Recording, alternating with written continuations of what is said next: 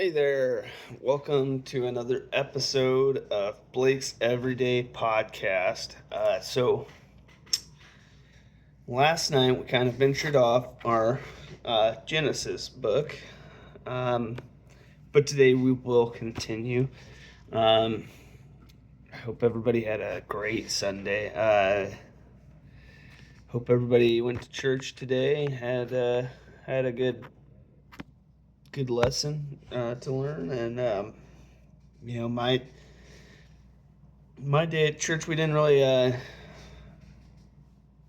read too much into the Bible. We had our pastor go on a Ukraine mission here recently, and he was sharing what that was all about and stuff. So that was pretty cool, kind of hearing the experience and stuff. But yeah, last time we were reading book of Genesis, we ended on chapter 23. So we will start off at chapter 24. I do want to make this kind of a quick reading, but oh yeah, that's right. Chapter 24 is like really long. That's right. Dang. Okay. I did want to make this kind of quick just because I got an early morning tomorrow. The old lady, she's gonna go start doing CrossFit, so that'll be great for her.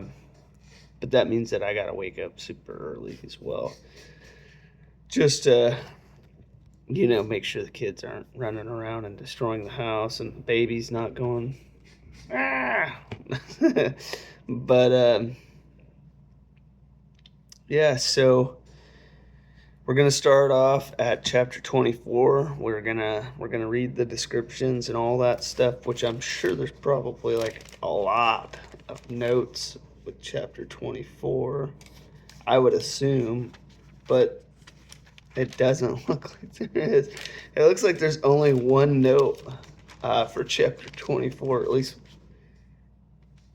Yeah, that's so weird. It's like the longest chapter. I mean, literally, chapter 24 starts here and it ends here. Right there. I mean, that's like 2 pages. That's crazy. But the title for chapter 24 is Isaac and Rebekah. Abraham was now very old, and the Lord had blessed him in every way. He said to the senior servant in his household, the one in charge of all that he had, "Put your hand under my thigh.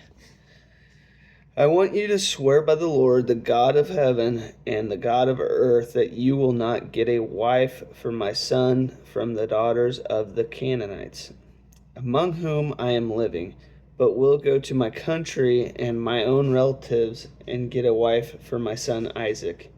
The servant asked him, "What if the woman is unwilling to come back with me to this land? Shall I then take your son back to the country you came from?" "Make sure that you do not take my son back there," Abraham said.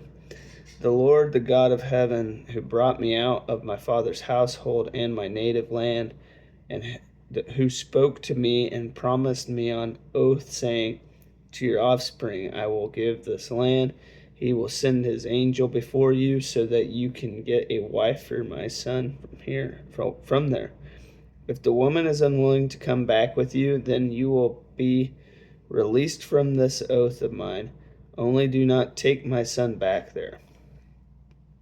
So the servant put his hand under the thigh of his master Abraham and swore on oath to him concerning this matter. Then the servant left, taking with him 10 of his master's camels, loaded with all kinds of good things from his master. He set out for Abraham Naharaim and made his way to the town of Nahor. He had the camels kneel down near the well outside the town. It was toward evening, the time the women go out to draw water. Then he prayed, "Lord God of my master Abraham, make me successful today. and show kindness to my master Abraham. See, I am standing beside this spring, and the daughters of the townspeople are coming out to draw water. May it be that when I say to a young woman, 'Please let down your jar, that I may have a drink,' and she says, 'Drink, and I will water your camels too,' let her be the one you have chosen for your servant Isaac. By this I will know that you have shown kindness to my master." Before he had finished praying, Rebekah came out with her jar on her shoulder. She was the daughter of Bethuel, son of Milcah, who was the wife of Abraham's brother Nahor. The woman was very beautiful, a virgin. No man had ever slept with her. She went down to the spring, filled her jar, and came up again. The servant hurried to meet her and said, "Please give me a little water from your jar." "Drink, my lord," she said, and quickly lowered the jar to her hands and gave him a drink. After she had given him a drink, she said, "I'll draw water for your camels too, until they had had enough to drink." So she quickly emptied her jar into the trough, ran back to the well to draw more water, and drew enough for all his camels. Without saying a word, the man watched her closely to learn whether or not the Lord had made his journey successful. When the camels had finished drinking, the man took out a gold nose ring weighing a beka and 2 gold bracelets weighing 10 shekels. Then he asked, "Whose daughter are you? Please tell me, is there room in your father's house for us to spend the night?" She answered him, "I am the daughter of Bethuel, the son of Milcah, bore to Nahor." And she added, "We have plenty of straw and fodder, as well as room for you to spend the night." Then the man bowed down and worshipped the Lord, saying, "Praise be to the Lord, the God of my master Abraham, who has not abandoned his kindness and faithfulness to my master. As for me, the Lord has led me on the journey to the house of my master's relatives." The young woman ran and told her mother's household about these things. Now Rebekah had a brother named Laban, and he hurried out to the man at the spring. As soon as he had seen the nose ring and the bracelets on his sister's arms, and had heard Rebekah tell what the man said to her, he went out to the man and found him standing by the camels near the spring. "Come, you who are blessed by the Lord," he said. "Why are you standing out there? I have prepared the house and a place for the camels." So the man went to the house, and the camels were unloaded. Straw and fodder were brought for the camels, and water for him and his men to wash their feet. Then food was set before him, but he said, "I will not eat until I have told you what I have to say." "Then tell us," Laban said. So he said, "I am Abraham's servant. The Lord has blessed my servant abundantly, and he has become wealthy. He has given him sheep and cattle, silver and gold, male and female servants, and camels and donkeys. My master's wife Sarah has borne him a son in her old age, and he has given him everything he owns. And my master made me swear an oath, and said, 'You must not get a wife for my son from the daughters of the Canaanites, in whose land I live, but go to my father's family and to my own clan and get a wife for my son.' Then I asked my master, 'What if the woman will not come back with me?' He replied, 'The Lord, before whom I have walked faithfully, will send his angel with you and make your journey a success, so that you can get a wife for my son from my own clan and from my father's family. You will be released from my oath if, when you go to my clan, they refuse to give her to you. Then you will be released from my oath.' When I came to the spring today, I said, 'Lord God of my master Abraham, if you will, please grant success to the journey on which I have come. See, I am standing beside the spring. If a young woman comes out to draw water, and I say to her, "Please let me, drink a little water from your jar, and if she says to me, drink, and I'll draw water for your camels too, let her be the one the Lord has chosen for my master's son." Before I finished praying in my heart, Rebekah came out with her jar on her shoulder. She went down to the spring and drew water, and I said to her, Please give me a drink." She quickly lowered her jar from her shoulder and said, "Drink, and I'll water your camels too." So I drank, and she watered the camels also. I asked her, "Whose daughter are you?" She said, "The daughter of Bethuel, son of Nahor, whom Milcah bore to him." Then I put the ring in her nose and the bracelets on her arms, and I bowed down and worshipped the Lord. I praised the Lord, the God of my master Abraham, who had led me on the right road to get the granddaughter of my master's brother for his son. Now, if you will show kindness and faithfulness to my master, tell me, and if not, tell me, so I may know which way to turn." Laban and Bethuel answered, "This is from the Lord. We can say nothing to you one way or the other. Here is Rebekah. Take her and go, and let her become the wife of your master's son, as the Lord has directed." When Abraham's servant heard what they said, he bowed down to the ground before the Lord. Then the servant brought out gold and silver, jewelry, and articles of clothing, and gave them to Rebekah. He also gave her costly gifts to her brother and to her mother. Then he and the men who were with him ate and drank and spent the night there. When they got up the next morning, he said, "Send me on my way to my master." But her brother and her mother replied, "Let the young woman remain with us 10 days or so, then you may go." But he said to them, "Do not detain me now that the Lord has granted success to my journey. Send me on my way so I may go to my master." Then they said, "Let's call the young woman and ask her about it." So they called Rebekah and asked her, "Will you go with this man?" "I will go," she said. So they sent their sister Rebekah on her way, along with her nurse and Abraham's servant and his men.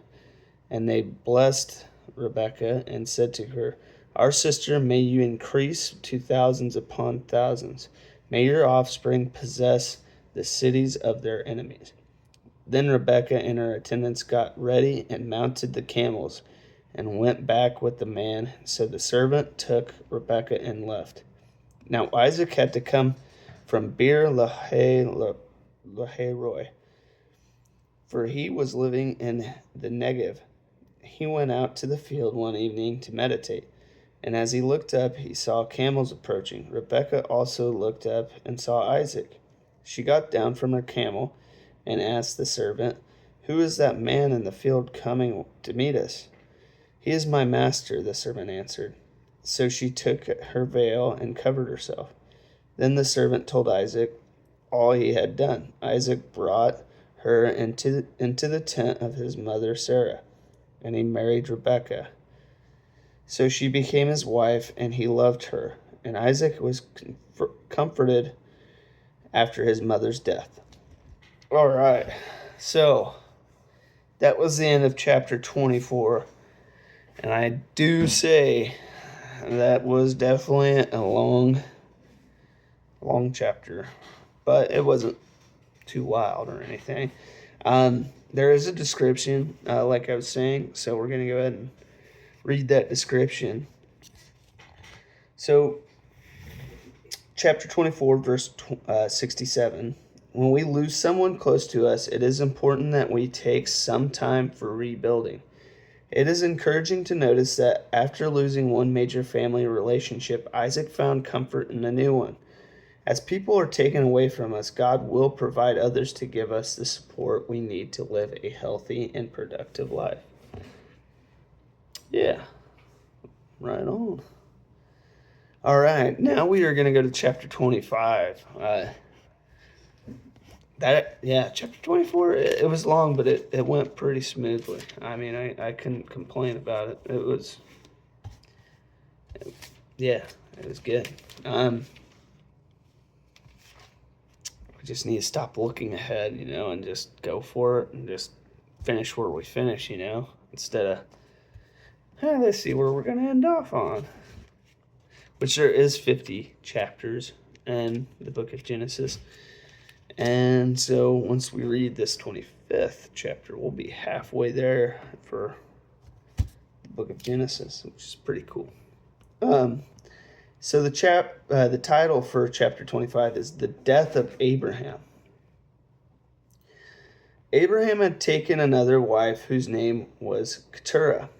She bore him Zimran, Jokshan, Midian, Ishbak, and Shua. Jokshan was the father of Sheba and Dedan, and descendants of Dedan were the Asherites, the Lutishites, and the Lumites. The sons of Midian were Ephah, Epher, Hanok, Abida, and Eldah. All these were descendants of Keturah. Abraham left everything he owned to Isaac, but while he was still living, he gave gifts to the sons of his concubines and sent them away from his son Isaac to the land of the east. Abraham lived 175 years.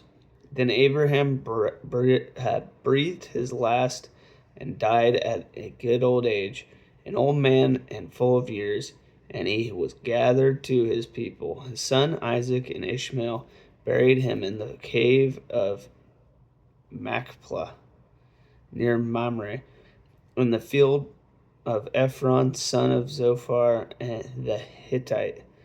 The field Abraham had bought from the Hittites, there Abraham was buried with his wife Sarah.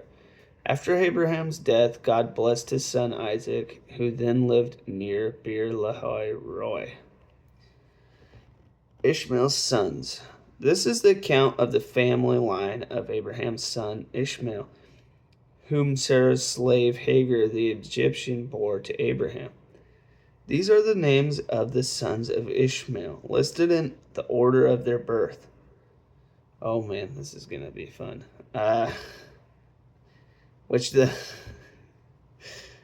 Bear with me, okay? Nebaioth, the firstborn of Ishmael, Kedar, Adbeel, Mibsam, Mishma, Duma, I don't know if it's Duma or Duma, Massa, Hadad, Tema, Jetur, Naphish, and Kedema. These were the sons of Ishmael, and these are the names of the 12 tribal rulers according to their settlements and camps. Ishmael lived 137 years.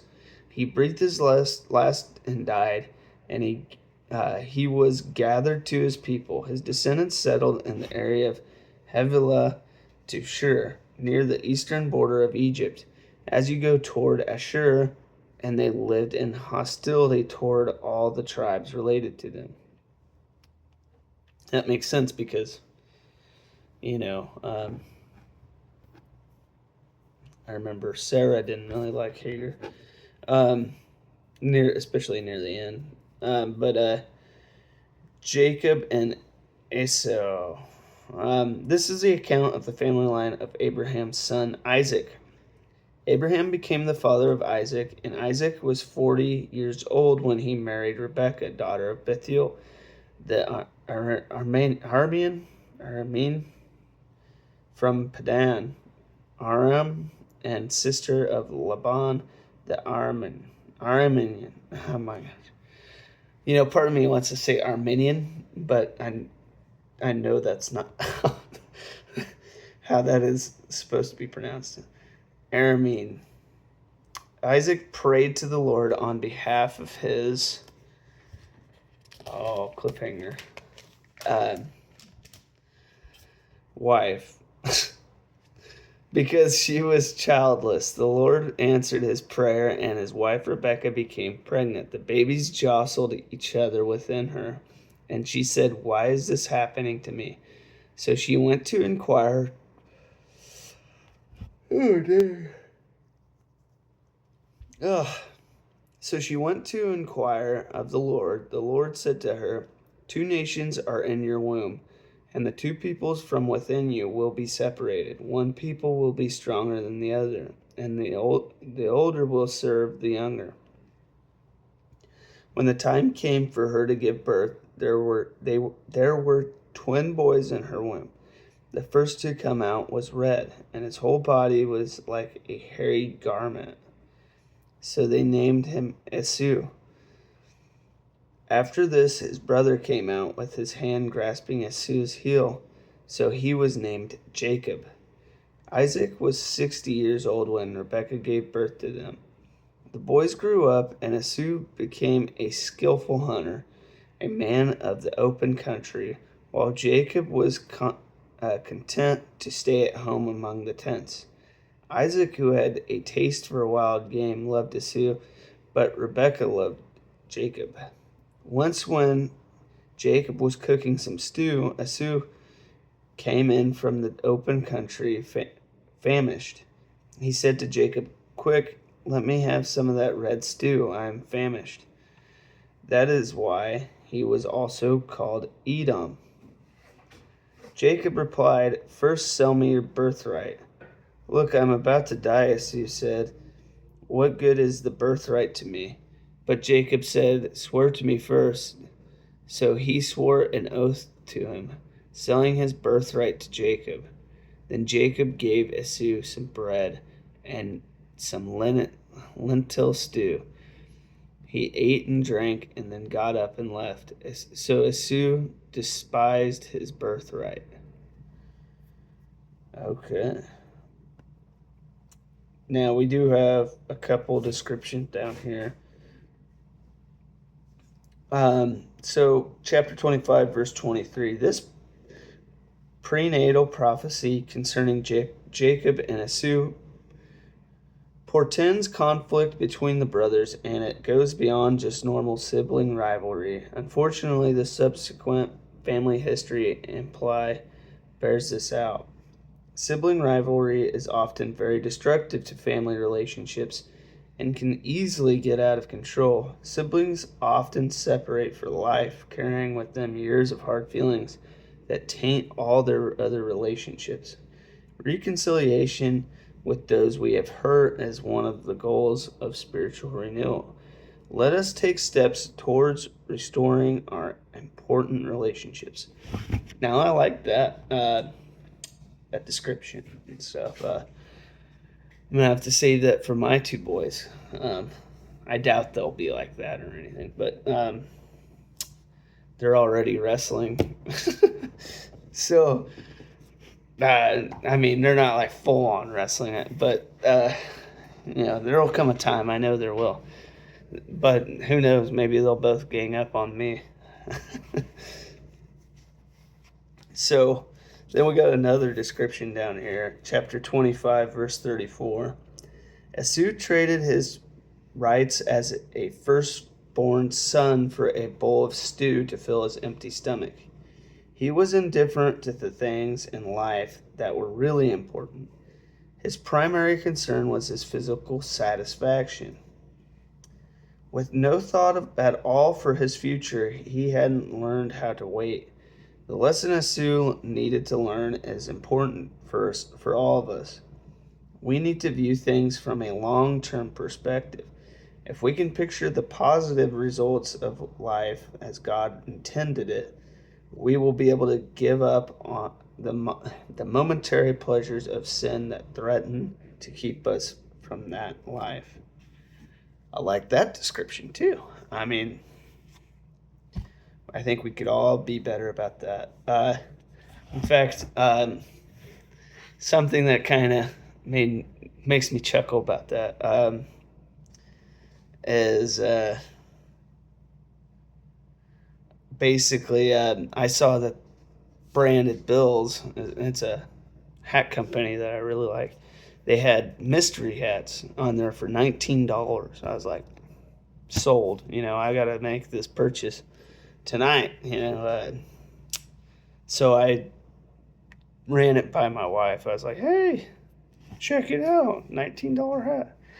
In my mind, I thought she was gonna be like, oh my gosh, that's a great deal. You buy like 3, She goes and just destroyed my dreams of having another hat. Not 3, not 2, not even 1. But reading that, that's a momentary pleasure. I'm not saying that that's a sin. I don't think it is, buying a hat. But who knows? There's so many sins. But it was definitely one of those momentary pleasures that would have made me happy. But did I really need a hat? I got lots of hats.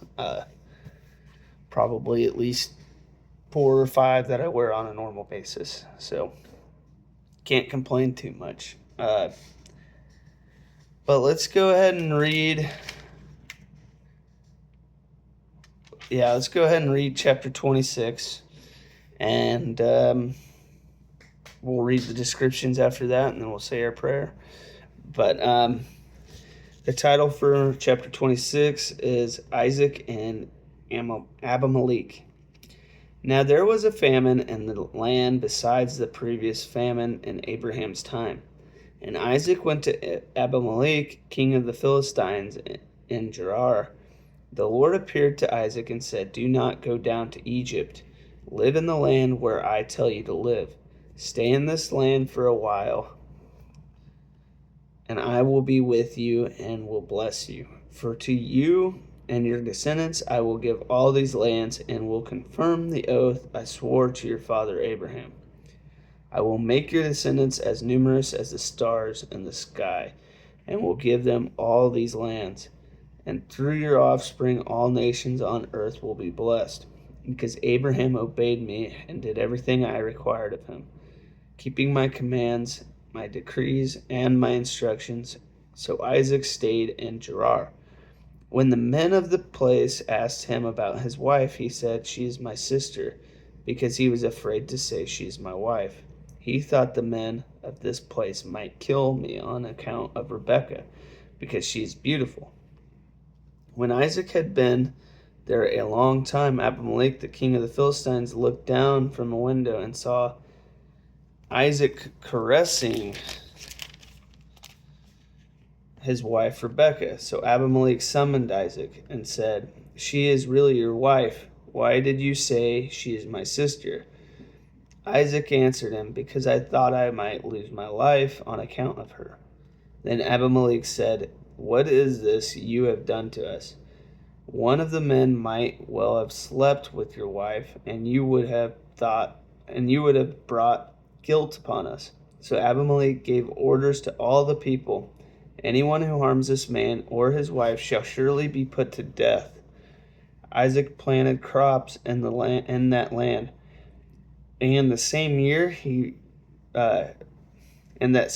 reaped 100-fold, because the Lord blessed him. The man became rich, and his wealth continued to grow until he became very wealthy. He had so many flocks and herds and servants that the Philistines envied him.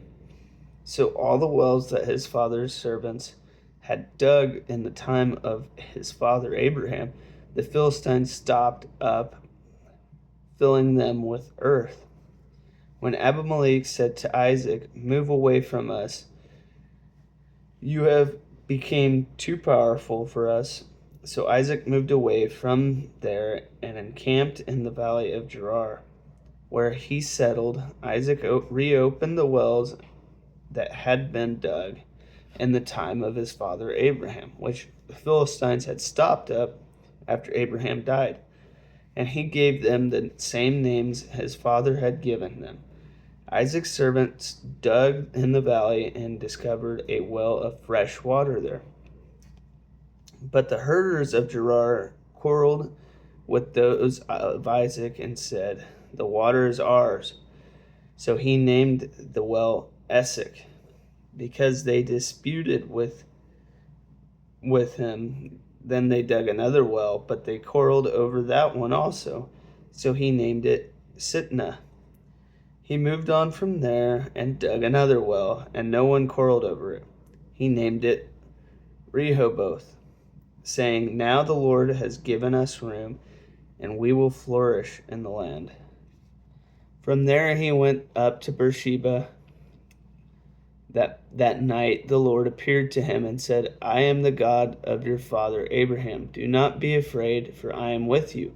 I will bless you, and I will increase the number of your descendants for the sake of my servant Abraham. Isaac built an altar there and called on the name of the Lord.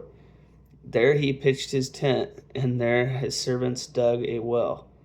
Meanwhile, Abimelech had come to him from Gerar with Ahuzzath, his personal advisor, and Phicol, the commander of his forces.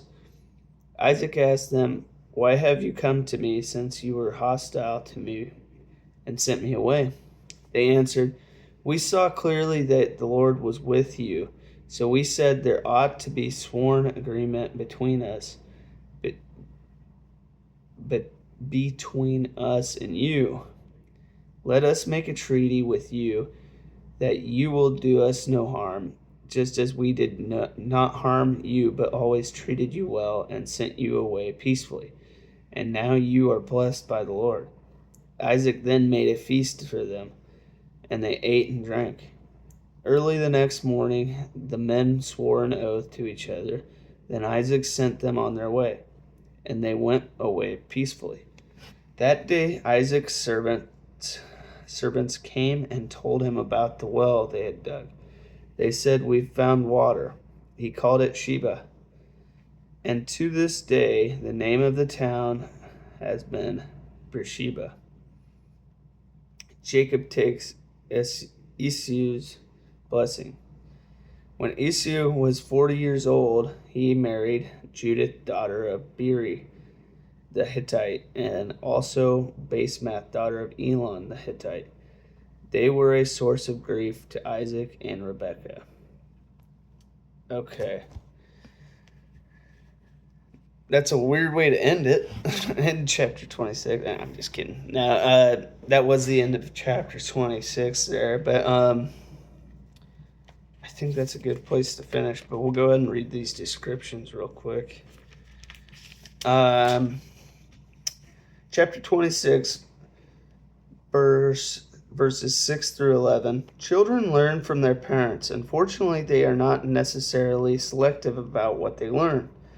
They don't always learn the good things and ignore the bad. These verses demonstrate that Isaac learned from his father, Abraham. Doubtless, he had heard of how Abraham had passed Sarah off as his sister to protect himself.